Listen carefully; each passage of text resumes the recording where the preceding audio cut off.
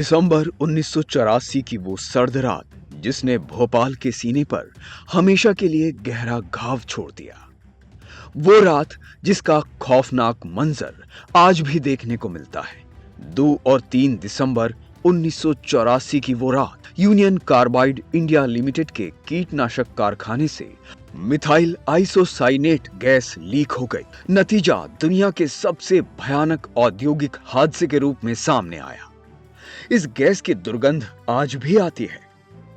सरकारी आंकड़ों के मुताबिक जहरीली गैस ने करीब 5000 से ज्यादा लोगों की जान ली थी। गैस का असर 5 लाख से ज्यादा लोगों पर पड़ा और आज भी कई लोगों में इसका असर देखने को मिलता है। कुछ लोग इस त्रासदी में बच तो गए, लेकिन 4 दशकों के बाद भी उनके शारीरिक और भावनात्मक घाव आज भी जिंदा है। उस रात जहरीली गैस तेजी से शहर में फैल गई। जो भी उसके रास्ते में आया उसका दम घुटता गया। लोगों को समझ नहीं आ रहा था कि करें तो क्या करें, जाएं तो कहां जाएं। वो हांफते हुए घरों से बाहर निकल रहे थे। पुराने भोपाल की गलियों में चीख पुकार मची हुई थी। चारों तरफ मौत का मंजर था। यूनियन कार्बाइड के एक पुराने कर्मचारी उस भयावह रात को याद करते हैं। जिस समय रिसाव हुआ वो कारखाने में काम कर रहे थे।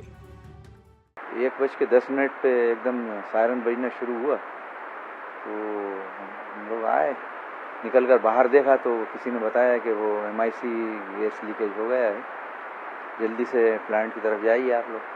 तो मैं रेस्क्यू स्क्वाड में था, जिसमें मतलब कैजुअल्टी को रेस्क्यू करना के लिए भी हमें अलग से ट्रेनिंग दी गई। तो हम लोग दौड़ कर गए वहाँ, तो हमारे प्लांट सुपरिटेंडेंट थे जो KB शेट्टी, तो उन्होंने बताया कि ये MIC गैस लीकेज शुरू हो गया है, तो आप लोग ये पानी का हाइडेंट खोल के वो पानी मारना शुरू करो उसके ऊपर। जब कर्मचारियों को यह एहसास हुआ कि रिसाव को रोकना उनके बस की बात नहीं, तो उन्होंने जान बचाने के लिए भागना शुरू कर दिया। भोपाल के एक डॉक्टर अस्पताल की हालत याद करते हैं। उस समय वो गांधी मेडिकल कॉलेज के फोरेंसिक विभाग के प्रमुख थे।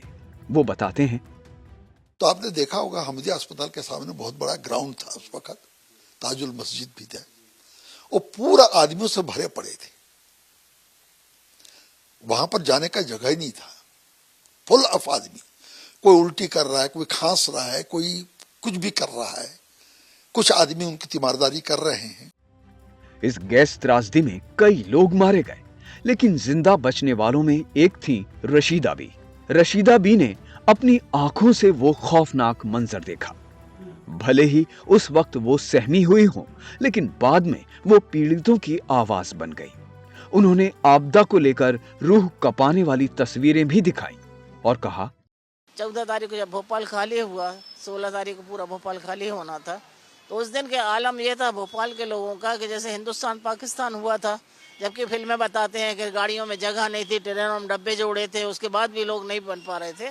वो ही आलम दोहराया गया था यहाँ पे कि एकदम पूरा भोपाल छोड़ने को तैयार थे। कोई भोपाल में रहना नहीं चाहता था, सारे लोग भाग रहे थे। बसें भर रही थी, ट्रेनें थी, लंबी लंबी बोगियां जोड़ दी, वो उसमें भी पब्लिक नहीं समा रही थी।